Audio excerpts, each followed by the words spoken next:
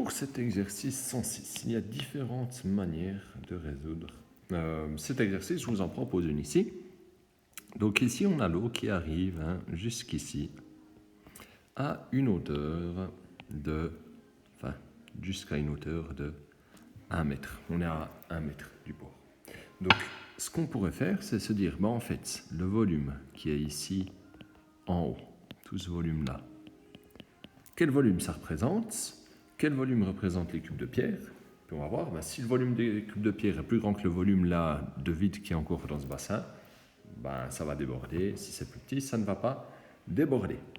Alors, on va calculer le volume restant. Donc, c'est le volume restant dans la piscine, c'est celui que j'ai assuré en noir.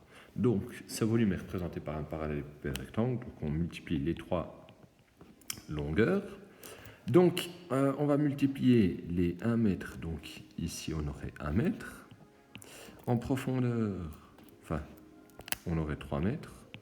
Et ici, en hauteur, on a donc 1 mètre. Donc, ça fait que nous avons à disposition 3 mètres cubes de vide. Nous pouvons calculer également les volumes représentés par les cubes de pierre. Alors, ce volume, on va le calculer. On a 24 cubes de pierre. Donc, on aura 24 fois le volume d'une pierre. Puis, le volume d'une pierre, c'est une pierre qui est en forme de cube. Donc, pour calculer le volume d'un cube, on fait de l'arête au cube.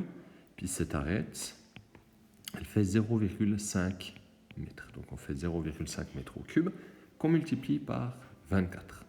Et quand on fait ce calcul, on obtient un volume de 3 mètres cubes. Donc, ce qu'on constate, c'est que le volume qu'on a obtenu pour les pierres est équivalent au volume restant. Donc, en fait, ça veut dire que l'eau ici, les pierres, bien sûr, vont tomber au fond, mais l'eau, elle va monter ici jusqu'à ras-bord. Donc, on peut noter la réponse. Donc, le volume des pierres étant identique au volume restant dans ce réservoir, l'eau arrivera à ras-bord et ne débordera pas.